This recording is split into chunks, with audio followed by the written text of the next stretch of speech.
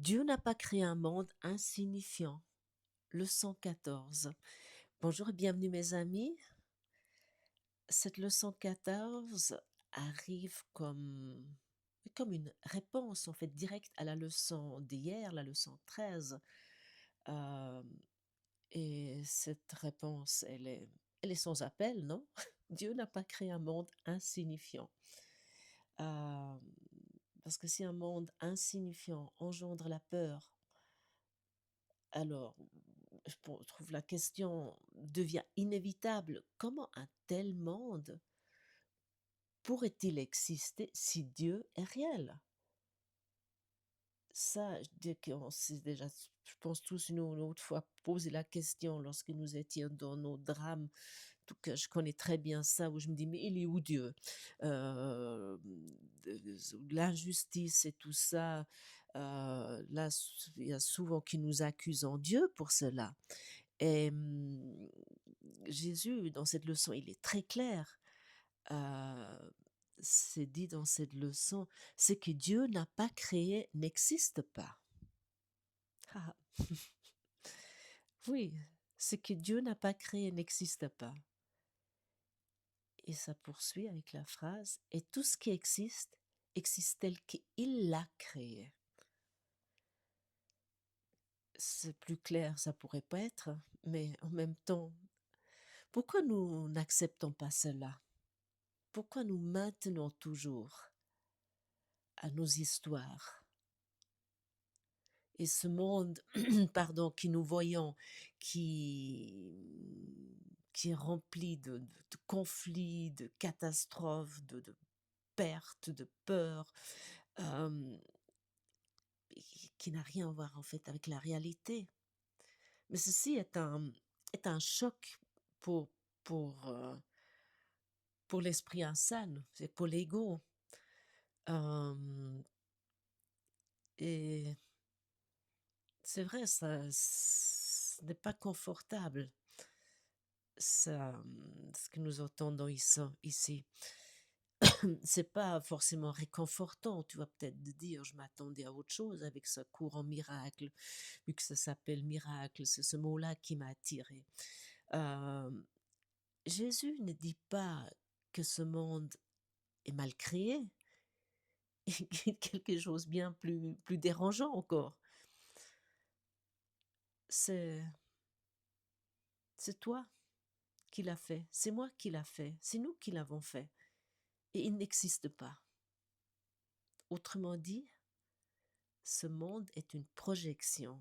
Et tu entends ça peut-être pas pour la première fois, mais nous avons si souvent le chic de l'oublier, de le nier. Euh, et, et tous, oui, c'est quelque chose, nous maintenons tellement à cette idée que c'est réel. Et puis, il n'y a pas plus tard qu'il y a 5 minutes, je me suis énervée parce qu'en fait, j'ai déjà enregistré ce podcast ce matin, juste avant, et je ne sais pas ce que j'ai trafiqué. Enfin, oui, je voulais que ce soit ainsi. Il ne s'est pas enregistré. Donc, voilà, je recommence. Mais d'abord, je dirais que j'ai pris ça pour drôlement réel. Et puis, voilà, je me suis dit, bon, peut-être, c'est pas ça qui doit être dit aujourd'hui, ou je sais pas, il y a quelque chose de plus important encore, ou je sais pas. Mais ma première réaction était, ah non, j'étais déjà en train oui, de m'énerver, je regardais l'heure, et puis ainsi de suite. Voilà, mais ce monde est ma projection. Donc tout ce que je fais, et après je peux le donner à mon enseignant intérieur et dire voilà, fais avec moi encore une fois, fais ce qu'il y a à faire. Puis même si je ne comprends pas sur le moment, mais de me souvenir, Dieu n'a pas créé ce monde, donc il n'est pas réel. Et vraiment de se souvenir que ce monde est une projection. Et Et c'est ça que nous avons vu, en fait, dans la leçon précédente, dans la leçon 13. Et l'ego, notre système de pensée, heu, a besoin de remplir le vide sans cesse. Parce que nous ne supportons pas l'absence de signification. Et ça, c'est vraiment quelque chose, mes amis, qui est très important. Qui est pourquoi heu, nous avons tellement peur du vide, et de cette absence de signification et de cette phrase: «Dieu n'a pas créé un monde insignifiant». Heu, Ça nous semble tellement insaisissable souvent. Et qu'est-ce que nous avons fait? Nous avons fabriqué un monde et surtout, nous le rendons aussi crédible que possible. Nous essayons sans cesse de le rendre crédible, tout ce que nous voyons. Heu et l'ego, il est malin, hein. Il il nie pas la réalité, en fait, de ce il me fait ses leçons, mais en même temps, il continue à remplacer le, oui, des choses dans ce monde. Tu remplaces cette réalité sans cesse. La réalité que, heu, oui, en embellissant, par exemple, notre corps. Ah, nous faisons ça sans cesse. Ah, il faut que j'aille faire du sport, il faut que je mange sainement, ah, il faut que je mette une crème hydratante ou anti-âge ou anti-rides, ou nous essayons de nous habiller avec du goût, et ainsi de suite. Et oui, il y a toujours pile et face, hein. Nous avons toutes sortes de, de moyens d'utiliser ce corps. Allez, par exemple, à partir d'un certain âge, souvent, les gens, ils ont une autre, ils embellissent moins le corps, ils sont moins préoccupés avec ça. Mais il y a une autre occupation pour remplir ce vide: les maladies, les thérapies. Et tu vas peut-être là crier haut et fort: «Mais c'est pas ma faute, non, j'ai pas voulu être malade, j'ai pas voulu telle et telle maladie, mais là tu exagères, c'est pas ça du tout, non». Mais regardons ça vraiment de près. Heu, Lorsque nous voulons toujours aussi être vus, être reconnus, d'être plus fort, plus belle, plus ci, plus ça, avoir plus de réussite, et lorsque ça fonctionne plus, souvent nous utilisons autre chose pour que nous sommes le nombril du monde. Dans ce monde où, où nous avons donné tellement de signification, tellement de valeur, pour, oui, pour pas laisser apparaître la vérité. Alors nous faisons quoi? Soudainement, nous avons des maladies, des bobos. Nous courons des thérapeutes, des médecins. Nous faisons la tournée des médecins, peu importe. Ou lorsqu'un thérapeute, il trouve et il ne sait plus quoi faire avec toi, il te conseille peut-être autre chose. Au début, nous étions avec la famille. Et la famille, à un moment donné, bon, elle s'habitue à nos bobos, ou on nous traite peut-être même d'hypochondriaques, ou et ainsi de suite. On nous écoute plus lorsque nous racontons nos histoires. Et le thérapeute nous passe à nos thérapeutes. Et puis, on a fait la tournée des médecins. Et peut-être là, il y a peut-être un moment donné, ou pas, hein, il y a aussi, on peut aussi aller avec ça jusqu'à la mort, hein, parce qu'on ne sait plus quoi faire. Bon, on meurt, pof, voilà. Comme ça, j'ai quand même, puis je vais avoir un enterrement digne, voilà. Puis ils vont me regretter, peu importe ce qu'on se raconte. Et oui, il y a une autre possibilité. Peut-être on s'arrête à un moment donné, on dit: «Mais non, il y a autre chose», et là, peut-être, on tombe sur un enseignement universel. Ça peut être le cours au miracle ou autre chose. Heu et et dans cette leçon 14 nous demande de regarder en face notre répertoire personnel d'horreur. Et qu'est-ce que c'est notre répertoire personnel d'horreur? Ben justement, par exemple, nos maladies, nos accidents, nos conflits, Nous, euh, les guerres, toutes ces catastrophes collectives et tous nos drames personnels. Et je pense que nous avons tous un répertoire personnel d'horreur. Parce que là, il y a bien sûr les choses du monde et certains qui nous partageons. Euh, et les autres, c'est notre enfer personnel, comme c'est écrit ici dans ce cours, dans cette leçon. Euh, et ça vient d'où tout cela? Tout cela vient de notre esprit. Mais dans cette leçon, aujourd'hui, on nous demande, hein, et c'est vraiment important de suivre ces leçons toujours comme c'est demandé, de pratiquer avec les yeux fermés. Et pourquoi avec les yeux fermés? Parce que c'est en nous, c'est pas dehors. Nous sommes la cause. Et c'est très intéressant cette leçon.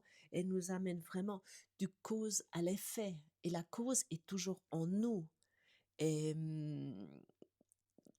là, oui, il y a une citation biblique que j'ai longtemps interprétée, je crois, ouais, interprétée différemment, ou je l'ai mal interprétée.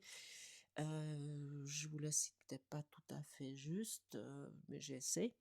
Tu vois la paille dans l'œil de ton frère, mais tu ne vois pas la poutre dans le tien. Et pour moi, longtemps, cette poutre, c'était en fait, oui, c'est ma faute. Je me suis mis soit en victime ou en me culpabilisant en tant que le pauvre pécheur. Mais en fait, ce que ça veut dire, nous regardons le monde, nous voyons les fautes, les horreurs, les erreurs des autres, les guerres là-bas, les injustices là-dehors. C'est la faute de mon patron parce qu'il m'a dit ça et mon supérieur, il a levé le sourcil au mauvais moment. Et puis, lorsque je rentré chez moi, mon époux m'a directement accusé parce que j'avais pas fait les courses, mais il aurait pu les faire aussi. Euh, mais nous ne voyons pas la poutre, le système de pensée qui a produit tout cela. C'est nous. La poutre, et c'est pas dans une accusation, mais tout vient de l'intérieur de nous, de notre système de pensée insane, notre système de pensée de l'ego. Euh, et ce système de pensée qui produit tout cela. Nous accusons les formes. Mais pourquoi nous accusons les formes? Parce que nous protégeons la cause. Et cette leçon, c'est vraiment un merveilleux pas de pardon déjà. Dieu n'a pas créé, je ne sais pas ce que tu penses, euh, cette faillite que je expérimente. Donc, elle n'est pas réelle. Tu vas me dire, mais oui, j'ai tous les effets, j'ai tous les créanciers, tous les soucis qui m'arrivent. Mais pratique cette leçon et reconnais que tu es la cause. La cause est dans ton système de pensée égotique, mais ça ne veut pas dire que le monde ne change pas forcément dans la forme. Ça, c'est ce que l'ego va te dire, mais vu que Dieu n'a pas créé un monde insignifiant, de toute façon, en faisant cette leçon, plus rien d'importance. C'est totalement, je peux rester totalement indifférent. Je m'occupe plus de mon corps, comme je vous ai cité tout à l'heure, comme nous embellissons sans cesse le corps. Non, nous pouvons continuer ça, mais sois conscient pourquoi tu fais ça, pourquoi, après quoi tu cours avec ça, quelle est la course après tout ça, ou pourquoi nous faisons tout le temps ces choses et pourquoi des choses nous arrivent. Ça nous arrive parce que nous sommes la cause, nous sommes la projection de notre la pensée précède l'action, toujours. Tout ce que nous pensons nous arrive, hem et parfois nous ne sommes même pas conscients de ça, c'est ça aussi. Par exemple, là, ce qui vient de m'arriver avec mon enregistrement, je c'est pas sciemment que je me suis dit: «Ah non, je veux que ça fonctionne pas», mais j'ai dû avoir à quelque part, une fraction de seconde, quelque chose qui s'est passé, ou, c'était peut-être pas juste parce que j'ai peut-être dit quelque chose qui n'était pas juste, mais je ne vais pas chercher ça de long en large. Non, on ne nous est pas demandé d'analyser notre ego, mais simplement de reconnaître que Dieu n'a pas créé un monde insignifiant. Dieu n'a pas créé euh, ce désastre qui se passe en Soudan ou ainsi de suite. Euh, et, et quelle est cette cause? La cause, c'est quoi? Parce que nous décidons par nous-mêmes ce qui est réel, ce qui est juste, ce qui est important, ce qui mérite d'exister. Et, et c'est ça qui nous maintient dans ce cercle vicieux. Euh, et la leçon 14 ne nous demande pas de corriger le monde. Elle ne nous demande même pas de le comprendre. Elle nous demande quelque chose de beaucoup plus simple et en même temps beaucoup plus difficile. Oui, laisser tomber les pensées que nous avons écrites sur le monde pour laisser la parole de Dieu prendre leur place. Oui, laisser tomber les pensées que nous avons écrites sur le monde. Mais tu vas me dire, je ne peux pas arrêter les pensées, mais tu peux penser avec ton enseignant intérieur. Et c'est ça que nous apprenons avec ces leçons. Ces leçons du bout sont vraiment très importantes parce que ça, nous voulons, d'abord nous devons défaire, désapprendre ce que nous avons appris au fond tellement péniblement mais qui nous rend pas heureux. Notre bonheur, il n'est pas euh, ici. Nous avons un bonheur avec une date de péremption toujours. Rien dure, rien n'est éternel. Euh, pour cette raison, nous nous acharnons tellement. Euh, mais Dieu dit que appelle ça le salut dans cette leçon, de, oui, de laisser tomber ce que nous avons écrit sur ce monde pour laisser remplacer par la parole de Dieu. Et, et il nous connaît bien, Jésus. Il dit honnêtement, les premières étapes peuvent être douloureuses. Nous allons dire, oh, encore ça aussi. Mais est-ce que tu n'as pas déjà vécu ça? C'est pas forcément que c'est douloureuse, mais ça peut être très déstabilisant. Elles peuvent mener, oui, ils peuvent même amener la peur, c'est écrit. Mais c'est essentiel. Et nous ne sommes pas laissés là, et nous ne sommes pas seuls, parce que nous allons au-delà. Mais l'ego, il va dire, ouh là là, non mais là, vraiment, lorsque tu lis cette leçon, lis-le toujours avec le Saint-Esprit, avec ton enseignant intérieur, parce qu'autrement, tu vas directement trouver mille et une excuses pour dire, ah non, mais ça, c'est pas juste, hein. Euh, et parce que nous voulons toujours réparer. Mais ici, nous avons besoin de réparer, nous avons besoin d'être corrigés. Et notre esprit a besoin de correction. Et ça, c'est peut-être la chose la plus difficile à accepter. Parce que nous croyons tellement savoir ce qui est juste et ce qui est bon et que nous devons faire. Et, mais nous ne sommes pas seuls et nous faisons ces leçons ensemble. Nous sommes beaucoup plus que nous croyons de pratiquer ce cours en miracle. Euh, j'ai discuté l'autre jour avec quelqu'un qui est une Autrichienne également, mais qui habite en Équateur. Et puis, je ne savais pas qu'il y avait une telle communauté en Amérique du Sud et en Amérique latine du cours en miracle. Il y a des enseignants qui vraiment qui ont énormément qui font des podcasts ou comme ça, moi j'ai toujours cru qu'il y avait beaucoup dans les pays germanophones, mais pas du tout. Il y a une très très grande communauté en Amérique latine et en Amérique du Sud, et pas que là. Donc il y a en fait tout ce que nous faisons, tout ce que nous ne faisons pas que pour nous ici. Ce cours au miracle, nous l'apprenons pas que pour nous, nous l'apprenons ensemble parce que nous sommes un, nous ne sommes pas séparés. Et tous ces croyances que nous lâchons, tout ce que nous désapprenons, désapprenons pour le monde entier.